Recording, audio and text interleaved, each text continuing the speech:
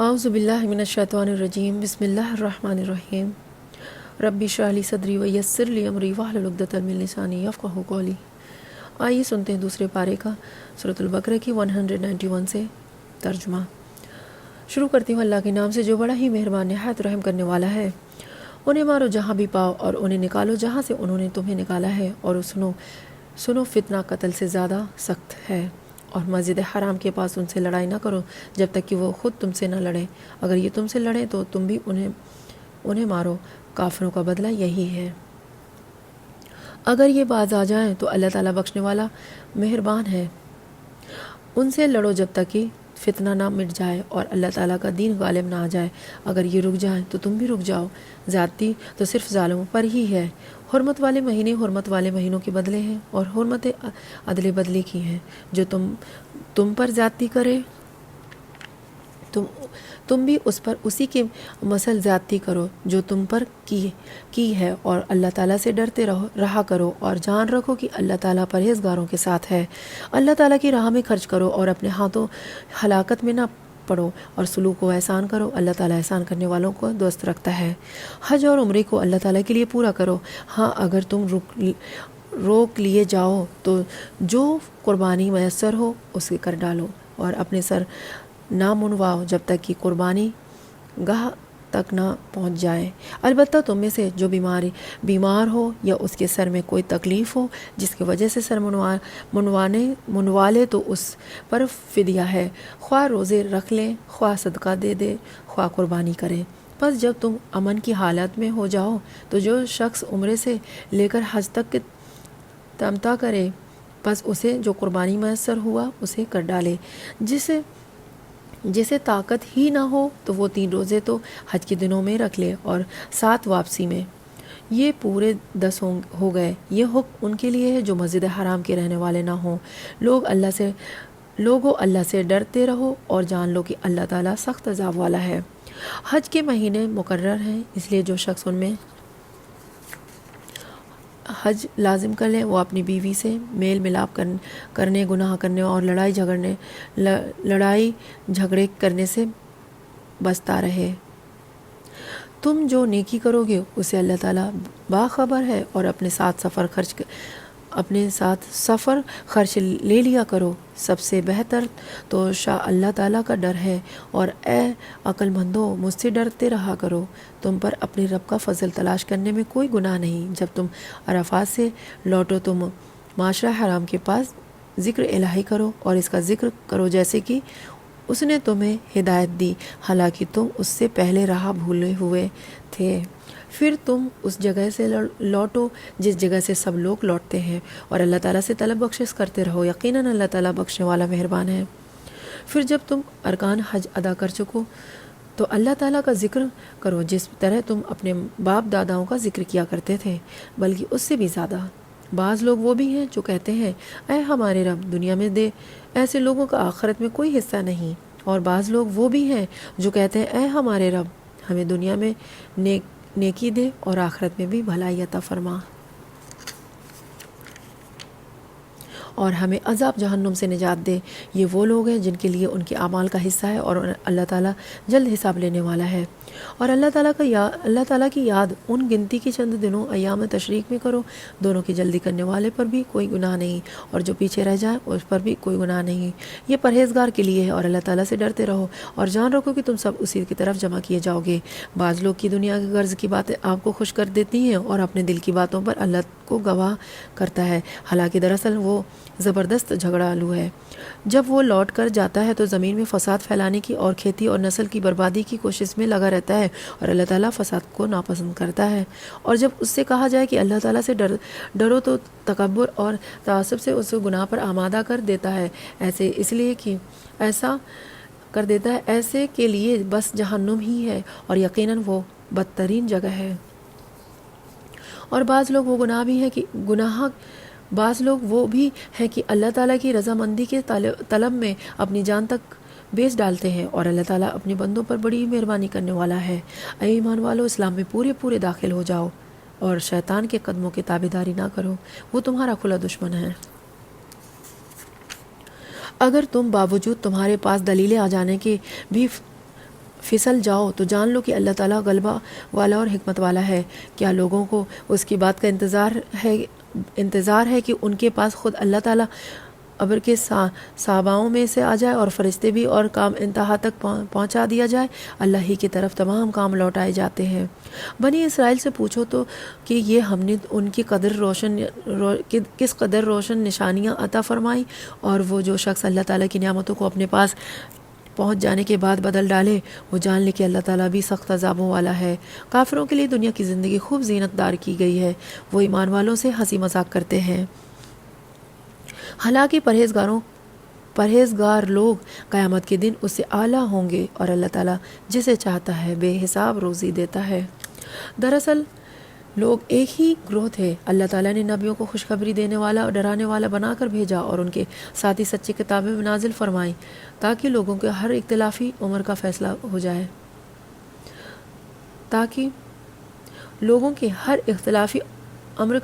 جائے، اور صرف انہی لوگوں نے جنہیں کتاب دی گئی تھی اپنے پاس دلائل آ چکنے کے بعد آپس کے بغض وناد کی وجہ سے اپنے اختلاف کیا، اس لیے کہ اللہ پاک نے ایمان والوں کو اسی اختلاف میں بھی حق کی طرف اپنی مشیت سے رہبری کی، اور جس کو چاہے سیدھی راہ کی طرف رہبری کرتا ہے۔ کیا تم یہ گمان کیے بیٹھے ہو کہ جنت میں چلے جاؤ گے، حالانکہ اب تک تم پر وہ حالات نہیں آئے جو تم میں سے اگلے لوگوں پر آئے تھے؟ انہوں نے بیماریاں اور مصیبتیں پہنچے اور انہیں یہاں تک کہ جھنجھوڑے گئے، اور رسول اور اس کے ساتھی کے ایمان والے کہنے لگے اللہ کے مدد کب آئے گی؟ سن رکھو کہ اللہ کی مدد قریب ہی ہے۔ آپ سے پوچھتے ہیں کہ کیا خرچ کریں؟ آپ کہہ دیجئے کہ جو مال تم خرچ کرو وہ ماں باپ کے لیے اور رشتہ داروں اور یتیموں اور مسکینوں اور مسافروں کے لیے ہے، اور تم جو کچھ بھلائی کرو گے اللہ تعالیٰ کو اس کا علم ہے۔ تم پر جہاد فرض کیا گیا ہے، گو وہ تمہیں دشوار معلوم ہو، ممکن ہے کہ تم کسی چیزوں کو بری جانو اور دراصل وہی تمہارے لیے بھلی ہو، اور یہ بھی ممکن ہے کہ تم کسی چیز کو اچھی سمجھو حالانکہ وہ تمہارے لیے بری ہو۔ حقیقی علم اللہ ہی کو ہے، تم محض بے خبر ہو۔ لوگ آپ سے حرمت والے مہینوں میں لڑائی کی بابت سوال کرتے ہیں، آپ کہہ دیجئے کہ ان میں سے لڑائی کرنا بڑا گناہ ہے، لیکن اللہ کی راہ سے روکنا، اس کے ساتھ کفر کرنا اور مسجد حرام سے روکنا، وہاں کے رہنے والوں کے وہاں سے نکالنا اللہ کا نزدیک اس سے بھی بڑا گناہ ہے، یہ فتنہ قتل سے بھی بڑا گناہ ہے۔ یہ لوگ تم سے لڑائی بڑھائی کرتی ہی رہیں گے، یہاں تک کہ اگر ان سے ہو سکے تو تمہیں تمہارے دین میں سے مرتد کر دیں، اور تم میں سے جو لوگ اپنے دین سے پلٹ جائیں گے اور اسی کفر کے حالت میں مرے، ان کے اعمال دینوی اور آخری سب غارت ہو جائیں گے، یہ لوگ جہنمی ہوں گے اور ہمیشہ ہمیشہ جہنم میں ہی رہیں گے۔ البتہ ایمان والے، ہجرت کرنے والے، اللہ کی راہ میں جہاد کرنے والے ہی رحمت الہی کی امیدوار ہیں۔ اللہ تعالیٰ بہت ہی بخشنے والا اور بہت ہی مہربانی کرنے والا ہے۔ لوگ آپ سے شراب اور جوئے کا مسئلہ پوچھتے ہیں، آپ کہہ دیجئے ان دونوں میں سے بہت بڑا گناہ ہے، اور لوگوں کے اس سے دنیاوی فائدے بھی ہوتا ہے، لیکن ان کا گناہ ان کے نفع سے بہت زیادہ ہے۔ آپ سے یہ بھی دریافت کرتے ہیں کہ یہ کچھ خرچ کریں، تو آپ کہہ دیجئے حاجت سے زائد چیز اللہ تعالیٰ اسی طرح اپنے احکام صاف صاف تمہارے لیے بیان فرما رہا ہے تاکہ تم سوچ سمجھ سکو۔ دنیا اور آخرت کے امور کو اور تجھ سے یتیموں کے بارے میں بھی سوال کرتے ہیں، آپ کہہ دیجئے کہ ان کی خیر خواہی بہتر ہے۔ تم اگر ان کے مال اپنے مال میں ملا بھی لو تو وہ تمہارے بھائی ہیں۔ بد نیت اور نیک نیت ہر ایک کو اللہ کو خوب جانتا ہے، اور اگر وہ اللہ چاہتا ہے تو تمہیں مشقت میں ڈال دیتا ہے۔ یقیناً اللہ تعالیٰ غلبہ اور حکمت والا ہے۔ اور شرک کرنے والے عورتوں سے تاؤ کہتی کہ وہ ایمان، اور شرک کرنے والی عورتوں سے تاوا کتی کی اور ایمان والے لائے، تم نکاح نہ کرو۔ ایمان والے لونے میں بھی شرک کرنے والے اور آزاد عورت سے بھی بہتر ہیں، گو تمہیں مشرک ہی اچھی لگتی ہوں، اور نہ شرک کرنے والے مردوں کو نکاح میں اپنی عورتوں کو دو جب تک کہ وہ ایمان نہ لائیں۔ ایمان والا غلام آزاد مشرک سے بھی بہتر ہے، گو مشرک تمہیں اچھا لگے۔ یہ لوگ جہنم کی طرف بلاتے ہیں اور اللہ جنت کی طرف اور اپنی بخشش کے طرف اپنے حکم سے ملاتا ہے۔ وہ اپنی آیتیں لوگوں کے لیے بیان فرما رہا ہے تاکہ وہ نصیحت حاصل کریں۔ آپ سے حیض کے بارے میں سوال کرتے ہیں، کہہ دیجیے کہ وہ گندگی ہے، حالت حیض میں عورتوں سے الگ رہو، اور جب تک کہ وہ پاک نہ ہو جائے ان کے قریب نہ جاؤ۔ ہاں جب وہ پاک ہو جائیں تو ان کے پاس جاؤ جہاں سے اللہ نے تمہیں اجازت دی ہے۔ اللہ توبہ کرنے والوں کو اور پاک رہنے والوں کو پسند فرماتا ہے۔ تمہاری بیویاں تمہاری کھیتیاں ہیں، اپنی کھیتیوں میں جس طرح چاہو آؤ اور اپنے لیے نیک اعمال آگے بھیجو اور اللہ تعالیٰ سے ڈرتے رہا کرو، اور جان رکھو کہ تم اس سے ملنے والے ہو، اور ایمان والوں کو خوشخبری سنا دیجیے۔ اور اللہ تعالیٰ کو اپنی قسموں کو اس طرح نشانہ نہ بناؤ کہ بھلائی اور پرہیزگاری اور لوگوں کے درمیان کی اصلاح کو چھوڑ بیٹھو، اور اللہ تعالیٰ سننے والا جاننے والا ہے۔ اللہ تعالیٰ تمہیں تمہاری ان قسموں پر نہ پکڑے گا جو پختہ نہ ہو، ہاں اس کی پکڑ اس چیز پر ہے جو تمہارے دلوں کا فعل ہو۔ اللہ تعالیٰ بخشنے والا اور بردبار ہے۔ جو لوگ اپنی بیویوں سے تعلق نہ رکھنے کی قسمیں کھائیں ان کے لیے 4 مہینے کی مدت ہے، پھر اگر وہ لوٹ آئیں تو اللہ تعالیٰ بھی بخشنے والا مہربان ہے۔ اور اگر طلاق کا ہی قصد کر لیں تو اللہ تعالیٰ سننے والا جاننے والا ہے۔ طلاق والی عورتیں اپنے آپ کو 3 حیض تک روک رکھیں، انہیں حلال نہیں کہ وہ اللہ نے ان کے رحم میں جو پیدا کیا ہو اسے چھپائیں۔ اگر انہیں اللہ تعالیٰ پر وہ اور قیامت کے دن پر ایمان ہو، ان کے خاوند اس مدت میں انہیں لوٹا لینے کے پورے حقدار ہیں اگر ان کا ارادہ اصلاح کا ہو، اور عورتوں کے بھی ویسی ہی حق ہیں جیسے ان مردوں کے ہیں، اچھائی کے ساتھ۔ ہاں مردوں کی عورتوں پر فضیلت ہے اور اللہ تعالیٰ غالب ہے، حکمت والا ہے۔ یہ طلاقیں 2 مرتبہ ہیں، پھر یا تو اچھائی سے روکنا ہے یا عمدگی کے ساتھ چھوڑ دینا ہے، اور تمہیں حلال نہیں کہ تم انہیں جو دے دیا ہے اس کے میں سے کچھ بھی لو۔ ہاں یہ اور بات ہے کہ دونوں کو اللہ کا حدیں قائم نہ رکھ سکنے کا خوف ہو، تو اس لیے کہ اگر تمہیں ڈر ہو کہ وہ دونوں اللہ کی ہدایت قائم نہ رکھ سکیں گے تو عورت رہائی پانے کے لیے کچھ دے ڈالے، اس میں دونوں پر گناہ نہیں۔ یہ اللہ کی حدوں میں خبردار، ان سے آگے نہ بڑھنا، اور جو لوگ اللہ کی حدوں سے تجاوز کر جائیں وہ ظالم ہیں۔ پھر اگر اس کے تیسری بار طلاق دے تو اب اس کے لیے حلال نہیں جب تک کہ وہ عورت اس کی سوا دوسرے سے نکاح نہ کر لے۔ پھر اگر وہ بھی طلاق دے تو ان دونوں کے میل جول کرنے میں کوئی گناہ نہیں، بشرط یہ کہ جان لیں کہ اللہ تعالیٰ کی حدوں کو اور قائم رکھ سکیں گے۔ یہ اللہ تعالیٰ کی حدیں ہیں جنہیں وہ جاننے والوں کے لیے بیان فرما رہا ہے۔ جب تم عورتوں کو طلاق دو اور اپنی عدت ختم کرنے پر آئیں تو اب انہیں اچھی طرح بساؤ یا بھلائی کے ساتھ الگ کر دو، اور انہیں تکلیف پہنچانے کی غرض سے ظلم زیادتی کے لیے نہ کر روکو۔ جو شخص ایسا کرے اس نے اپنی جان پر ظلم کیا۔ تم اللہ کے احکام کو ہنسی کھیلنا بناؤ اور اللہ کا احسان جو تم پر ہے یاد کرو، وہ جو کچھ کتاب و حکمت سے اسے نازل فرمائی ہے، جس سے تمہیں نصیحت کر رہا ہے اسے بھی، اور اللہ تعالیٰ سے ڈرتے رہا کرو، اور جان رکھو کہ اللہ تعالیٰ ہر چیز کو جانتا ہے۔ اور جب تم اپنی عورتوں کے طلاق دو اور اپنی عدت پوری کر لیں تو انہیں ان کی خاوندوں سے نکاح کرنے سے نہ روکو جب تک کہ وہ آپس میں دستور کے مطابق رضامند ہوں۔ یہ نصیحت انہیں کی جاتی ہے جنہیں تم میں سے اللہ تعالیٰ پر اور قیامت کے دن پر یقین ہے، قیامت کے دن پر یقین اور ایمان ہو، اس میں تمہاری بہترین صفائی اور پاکیزگی ہے۔ اللہ تعالیٰ جانتا ہے اور تم نہیں جانتے۔ مائیں اپنی اولاد کو 2 سال کامل دودھ پلائیں، جن کا ارادہ دودھ پلانے کی مدت بالکل پوری کرنے کا ہو، اور جن کے بچے ہیں ان کے ذمہ ان کا روٹی کپڑا ہے، اور جو مطابق دستور کے ہو۔ ہر شخص اتنی ہی تکلیف دیا جاتا ہے جتنی اس کی طاقت ہو۔ مال کو اس کے بچے کا وجہ سے یا باپ کا اس کے اولاد کی وجہ سے کوئی ضرور نہ پہنچایا جائے۔ وارث پر بھی اسی جیسی ذمہ داری ہے۔ پھر اگر دونوں یعنی ماں باپ اپنی رضامندی اور باہمی مشورے سے دودھ چھڑانا چاہیں تو دونوں پر کچھ گناہ نہیں۔ اور اگر تمہارا ارادہ اپنی اولاد کو دودھ پلوانے کا ہو تو تم بھی پر کوئی گناہ نہیں، جبکہ تم ان کے مطابق دستور کے جو دنیا ہو وہ ان کے حوالے کر دو۔ اللہ تعالیٰ سے ڈرتے رہو اور جانتے رہو کہ اللہ تعالیٰ تمہارے اعمال کی دیکھ بھال کر رہا ہے۔